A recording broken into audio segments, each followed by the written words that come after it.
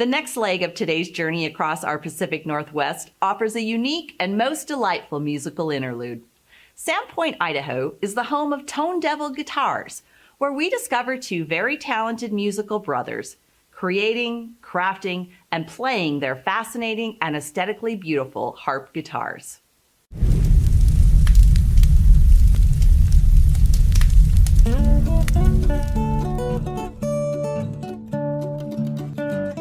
A lot of times people will see me playing the instrument and be like, oh wow, did you invent that thing? Or, what is that? That's a question I get a lot of the times. But the inventor of the harp guitar, it's a little bit ambiguous. A lot of time it is attributed to this Norwegian immigrant named Chris Knutsen. And he first came to Minnesota, I believe, and then he ended up over in the Seattle-Tacoma area where he set up his guitar making facility. And this was back in the late 1800s, early 1900s. And so he had this sort of invention of a steel string, six-string guitar with what started out as an extra arm. And the arm sort of gave it a little bit more resonance, a little bit more, frequency response. And then, of course, soon he started stringing extra strings on that arm and having tuners, extra tuners. And sort of thus was born his version of what he then patented as the harp guitar. Around 2000, my brother had seen a harp guitar and was interested in one. And I was interested in having a decent mandolin at that time too. My dad had just renovated a house and had some furniture grade mahogany, such as this wood right back here. And I was able to kind of build some rudimentary instruments at that time. About 2000, 2001 is when I built some of my first instruments. That eventually led on to me experimenting a little bit more with a harp guitar design that maybe somebody would consider buying. Tonedevil Guitars sort of started really early on. My brother had this idea about, kind of creating a company really out of the need for us to have instruments for ourselves. This was probably back in 2002. Years later, we sort of took a trip and went to some bigger trade shows and saw that some of the dealers that were out there, they wanted kind of something different than just the standard, six-string hanging in the window. And the harp guitar has that sort of wow factor. So we thought, hey, we can do this. Let's go back to Idaho and, where we have some access to woods and a bigger facility and stuff.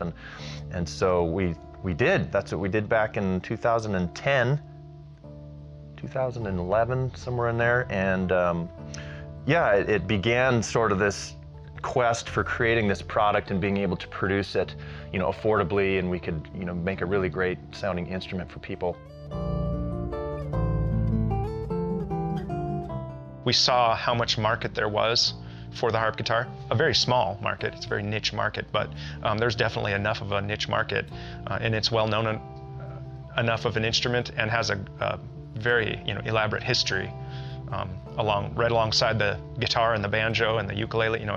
It's an American icon, and it's also a worldwide renowned icon. German, Italian, all over Europe, France. The harp guitar is just well known in history.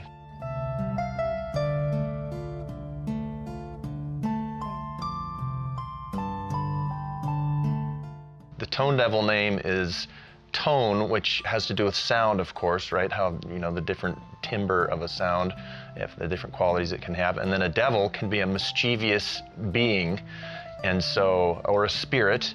In Chinese, it's actually synonymous with angel. It's just, a spirit. And so it's a spiritual sound, if you will, or a clever type of mischievous sound, which I think is actually pretty descriptive of the harp guitar, because it kind of has a unique way of tricking people into thinking there's more sound than what you're seeing, or there's more going on than what you're hearing. I call my brother Tone also. His name's Anthony, but we call him Tone, and so there's a little play on words there too. The process of building a harp guitar for us, we start with some high-quality AAA grade tone woods, mahogany, black walnut, rosewood, and we pick them out. We have a bunch of templates pre-made that we've designed on the computer, and we take each piece and lay out our designs and templates and start trimming them down in a process. You start, wide, and then you slowly get incrementally narrower and narrower. The top and the back get book matched. They're usually a slab of wood that is sliced on the bandsaw and then opened up so that it is a mirror image from one side to the other. They get all clamped up and formed, and then the head block and the neck are then fabricated. The neck is made on the CNC machine out of some blocks of mahogany, or what we're now using is sapele. The harp head is another interesting aspect of the harp guitar. It's like a neck, but it's just above the harp arm. And that is a precision piece that we build. The sides then get joined to that, and then the top gets glued on, and then we pull it out of the mold. So this is basically at that point is when the harp guitar is sort of born. It gets pulled out of the mold, it's in the shape and look of a harp guitar, and then I trim the rim on the back and then get that lining glued in and get the back glued on after it's been braced, of course. And then from there we binding route it and get ready for the very decorative edge binding. And after that, the fingerboard gets glued on. So Dave manufactures fingerboards on the CNC machine, so they're real precision. And then we glue the fingerboard on. I do some finish sanding to it, which takes me basically a whole day. And then from there, it goes in the spray booth. And then that gets sprayed for a couple of days. Dave can put on 2 or 3 coats a day, and there's definitely between 5 and 8 coats of varnish that go on it, depending upon what type of varnish we're using. It comes out and it gets the final brace glued onto it, which is mostly known as the bridge. It actually is the last brace that goes on there. It's a scalloped piece of hardwood, and that's the piece that holds the strings and the saddle and where the strings slope over top of. That's when the instrument is basically complete, and now we just need to put the tuners on it and string it up. And then Dave strums the first chords on the harp guitar. The demographic for the harp guitar is definitely a unique, specific type of a player. They are going to be somebody that is usually a finger picker. They're going to use their right hand, their 3 or 2 or whatever fingers with their thumb to play what you can almost call it like bootlearney, like almost like banjo rolls on the guitar. Classical players have been doing it for centuries now, and so they have this fingerstyle approach to the guitar that is a little bit specific to them. And so those are the two. You got like sort of the classical, which are I would consider like the Olympic gymnasts of the guitar world, and then you have the more sort of folksters that listen to maybe like Tommy Emmanuel or Chet Atkins. Chet Atkins was a pretty big finger picker back when he was around.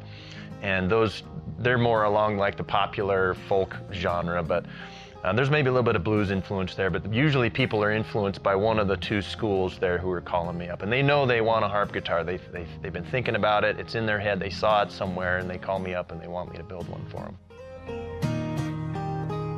For us to be able to build an instrument for somebody based on what their, aspirations are musically is a profound thing, and always has been a passion of ours.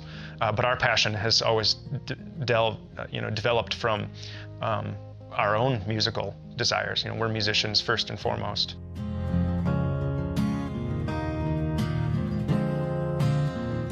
Check us out, tonedevilharpguitars.com is our website. We're also trying to build our YouTube subscriber list, so check us out. I think it's youtube.com/tonedevilguitars.